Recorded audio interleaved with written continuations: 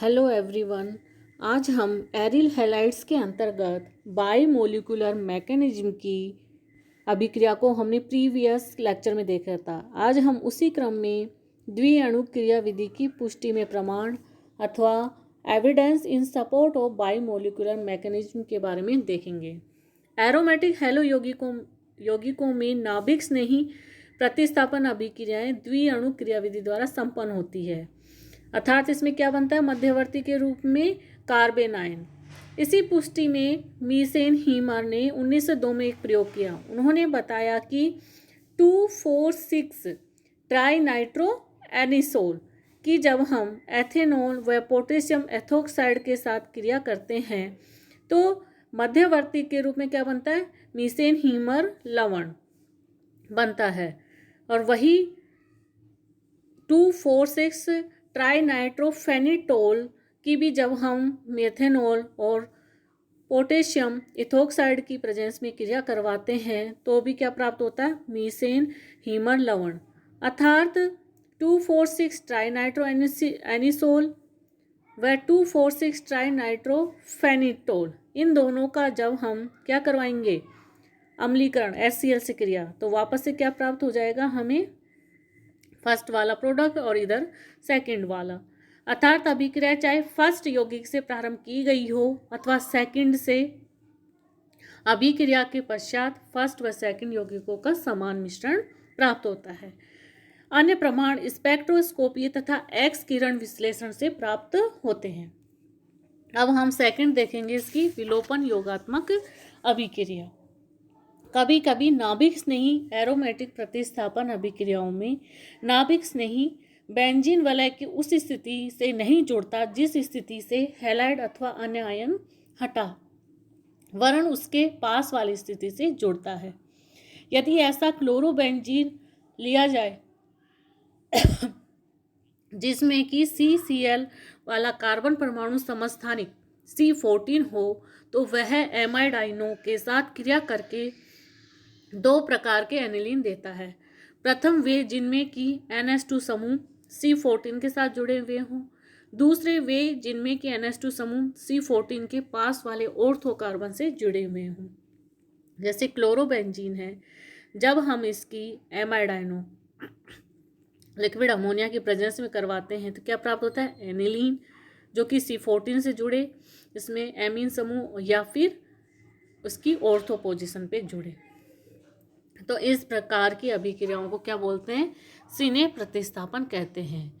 इनमें बेंजाइन अथवा 1,2-V hydro benzene मध्यवर्ती बनता है और इनकी क्रियाविधि में पहले क्या होता है, विलोपन होता है, फिर योगात्मक अभिक्रिया संपन्न होती है। इसी कारण से इसे हम क्या बोलते हैं, विलोपन योगात्मक क्रियाविधि, और यह इस प्रकार से संपन्न होती है। क्लोरोबेंजीन है, इसकी जब हम NH2 आयन के साथ क्रिया करवाते हैं तो क्या होता है, यहाँ पर नेगेटिव चार्ज आएगा क्योंकि यहाँ से ये हाइड्रोजन निकल जाता है और क्या मिलता है, NH3। फिर ये नेगेटिव चार्ज यहाँ बॉन्ड बनाएगा और क्या बनता है, बेंजाइन मध्यवर्ती। उपयुक्त बने हुए बेंजाइन मध्यवर्ती पर अमोनिया अणु NH3 अथवा एमाइड आयन NH2 निम्न प्रकार से आक्रमण कर सकता है। जैसे NH3 अमोनिया अणु इस पर आक्रमण करेगा तो ये जो हमने C14 वाला कार्बन लिया उस पर भी जुड़ सकता है या उसकी ऑर्थो पोजीशन पे जुड़ सकता है। तो यदि वह उसी कार्बन पे जुड़ा हुआ हो C14 पर तो ये वाला उत्पाद कितना प्राप्त होता है, 47, एनिलीन का 47%। और यदि उसकी ऑर्थो पोजीशन में जुड़ता है वो वाला उत्पाद कितना परसेंट प्राप्त होता है, 53%। इसी प्रकार से जब बेंजाइन की NH2 माइनस आयन से क्रिया करवाते हैं तो निम्न मध्यवर्ती बनते हैं। जब इसकी NH3 से क्रिया करवाते हैं तो ये वाला एनिलीन उत्पाद प्राप्त होता है और इधर इसके पास वाले कार्बन से जुड़कर हमें प्राप्त होता है। तो बेंजाइन मध्यवर्ती संरचना के बारे में कोई निश्चित धारणा नहीं है। इसकी संभावित संरचनाएं हम निम्न प्रकार से दर्शा सकते हैं। ये क्या है, डाई रेडिकल, या फिर उदासीन अणु इस प्रकार से, या फिर द्विध्रुवीय आयन इस प्रकार की संरचनाओं में हो सकता है। चूंकि बेंजाइन मध्यवर्ती पर NH3 अथवा NH2 के आक्रमण की संभावना फर्स्ट व सेकंड स्थितियों पर समान है, अतः हमें दोनों यौगिकों का लगभग बराबर बराबर मिश्रण प्राप्त होता है। विलोपन योगात्मक क्रियाविधि के पुष्टि में प्रमाण। फर्स्ट है, यदि हम ऑर्थोक्लोरोटालुइन की जलीय NOH के साथ गर्म करें तो हमें क्या प्राप्त होता है? 2 मैथिल एनिसोल या 3 मैथिल फिनोल प्राप्त होता है। इस अभिक्रिया में बेंजाइन मध्यवर्ती द्वारा अभिक्रिया संपन्न होने की पुष्टि होती है। सेकंड है, क्लोरोटाइलुइने पोटेशियम एमाइड KNH2 व द्रव अमोनिया के साथ अभिक्रिया करके विभिन्न टालुइडिन बनाती है। जैसे ये क्या है? ऑर्थोक्लोरोटालुइन। जब हम इसकी क्रिया करते हैं तो यहाँ से HCl निकल जाता है और क्या प्राप्त होता है हमें? बेंजाइन मध्यवर्ती। ये OH आयन से क्रिया करके या तो इसकी ऑर्थो स्थिति में जुड़े या इसकी मेटा में, तो क्या प्राप्त होगा हमें? 2 मैथिल फिनोल और 3 मैथिल फिलोन। ऑर्थोक्लोरोटाइलुइन में से जब HCl निकलता है तो ये वाला बेंजाइन प्राप्त होगा। ये KNH2 के साथ क्रिया करके क्या बनाएगा? ऑर्थोटालुइडिन या फिर मेटाटालुइडिन।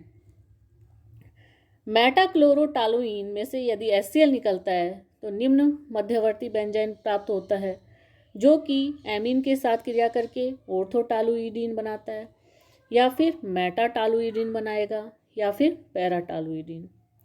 पैराक्लोरोटालुइडिन में से यदि HCl निकले तो निम्न मध्यवर्ती बेंजाइन बनता है, जो कि KNH2 से क्रिया करके मेटाटालुइडिन और पैराटालुइडिन बनाता है। तो जब ऑर्थोक्लोरोट्राइफ्लोरोमेथिल बेंजीन की अभिक्रिया सोडामाइड के साथ करवाई जाती है तो केवल मेटाट्राइफ्लोरोमेथिल एनिलीन बनता है। ये क्या? ऑर्थोक्लोरोट्राइफ्लोरोमेथिल बेंजीन। जब इसकी सोडामाइड से हम क्रिया करवाते हैं तो क्या प्राप्त होता है हमें? सिर्फ मेटाट्राइफ्लोरोमेथिल एनिलीन। इसकी बनने की व्याख्या हम निम्न प्रकार से कर सकते हैं। इसमें क्या होगा? सर्वप्रथम HCl अणु का विलोपन होकर क्या बनता है? बेंजाइन मध्यवर्ती। यहाँ से HCl निकलेगा और ये बेंजाइन मध्यवर्ती बनेगा।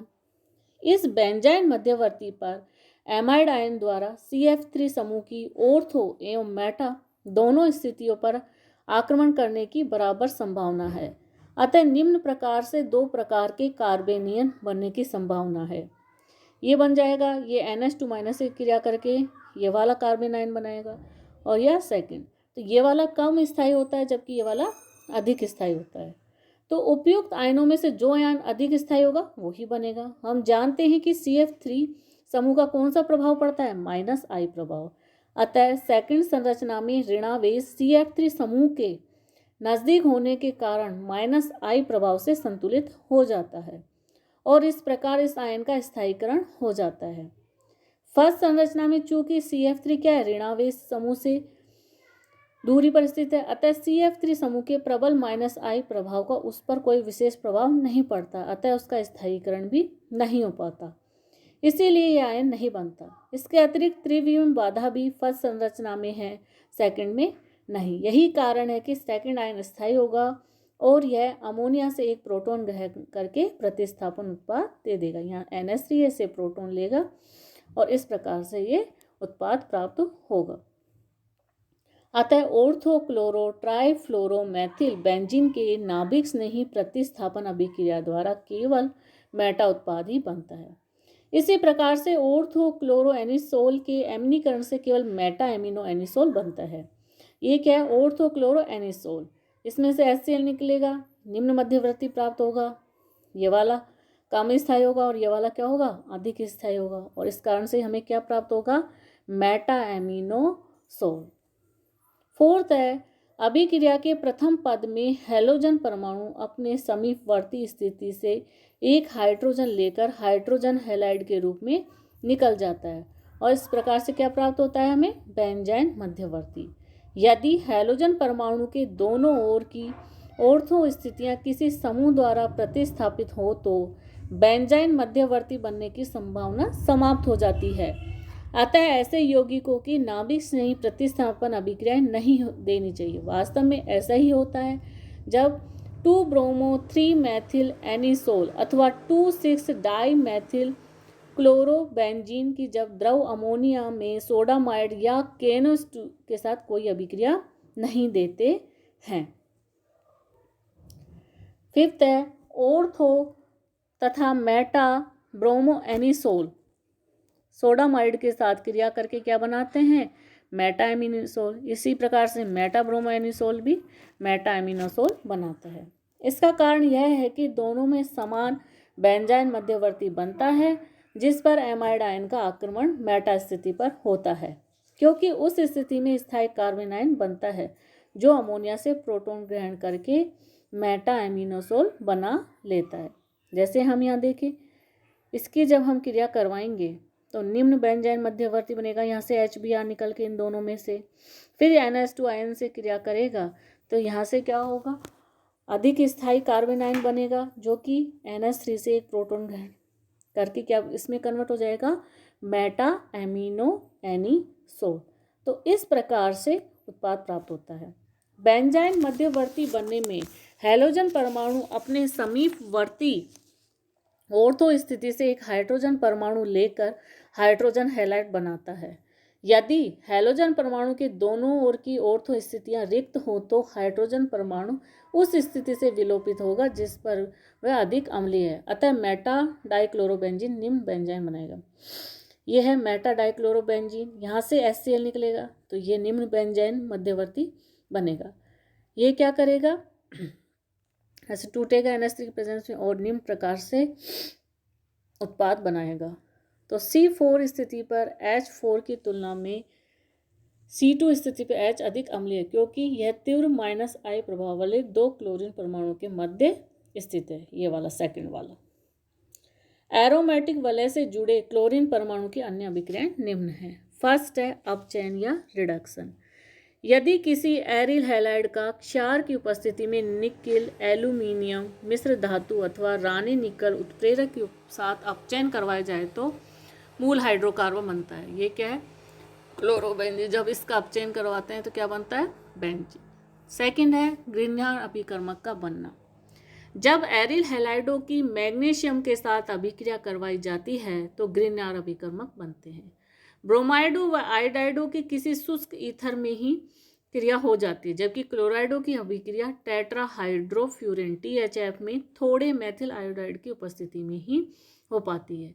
ये क्या है, क्लोरोबेंजीन मैग्नीशियम के साथ टेट्राहाइड्रोफ्यूरेन की प्रेजेंस में क्रिया करने पर क्या बनाता है, फेनिल मैग्नीशियम क्लोराइड। इसी प्रकार से ब्रोमोबेंजीन मैग्नीशियम के साथ क्रिया करके क्या बनाता है, फेनिल मैग्नीशियम ब्रोमाइड बनाता है। अब थर्ड हम देखेंगे वुड्स फिटिंग अभिक्रिया। तो जब एरिल हैलाइडों के ईथरीय विलयन की सोडियम की उपस्थिति में एल्किल हैलाइडों के साथ क्रिया करवाई जाती है तो एल्किल बेंजीन बनती है। ये क्लोरोबेंजीन है, सोडियम और एथिल क्लोराइड के साथ क्रिया करके क्या बनाती है, एथिल बेंजीन। फोर्थ है उल्मान अभिक्रिया। जब एरिल हैलाइडों को तांबे के चूर्ण के साथ एक सील बंद नली में गर्म किया जाता है तो डायरिल यौगिक बनते हैं। हैलाइडों की अभिक्रियाशीलता का क्रम निम्न होता है, सबसे अधिक क्रियाशील आयोडाइड, उससे कम ब्रोमाइड और उससे कम क्लोराइड। अतः क्लोरोबेंजीन सामान्य परिस्थिति में क्रिया नहीं करता, किंतु यदि इसकी ऑर्थो अथवा पैरा स्थिति पर इलेक्ट्रॉन आकर्षित करने वाला समूह जुड़ा हुआ हो तो अभिक्रिया हो जाती है। जैसे ऑर्थो क्लोरो नाइट्रोबेंजीन कॉपर चूर्ण के साथ गर्म करने पर 2,2-डाइनाइट्रोफिनोल 2,2-डाइनाइट्रोबाइफेनिल बनाता है। जैसे ये है ऑर्थो नाइट्रोक्लोरोबेंजीन। जब ये क्रिया करेगा कॉपर चूर्ण की प्रेजेंस में तो क्या बनाता है, 2,2-डाइनाइट्रोबाइफेनिल। फिफ्थ है कार्ब धात्विक यौगिकों के बनना। ईथरीय विलयन में क्लोरोबेंजीन लिथियम के साथ क्रिया करके क्या बनाता है, फेनिल लिथियम। पार श्रृंखला के गुण। यदि क्लोरोबेंजीन के अतिरिक्त कोई ऐसा एरिल हैलाइड हो जिसमें पार श्रृंखला के रूप में कोई एल्किल समूह हो तो उसका ऑक्सीकरण बेंजोइक अम्ल व्युत्पन्न में होता है। ये क्या है, ऑर्थोक्लोरोटालुइन। जब इसका ऑक्सीडेशन करवाते हैं तो क्या प्राप्त होता है, ऑर्थोक्लोरोबेंजोइक अम्ल। इसके क्या क्या यूजेज हैं, क्लोरोबेंजीन का उपयोग फिनोल, एनिलीन, रंजक एवं DDT के निर्माण में किया जाता है। DDT एक महत्वपूर्ण कीटनाशी दवा है। Thank you.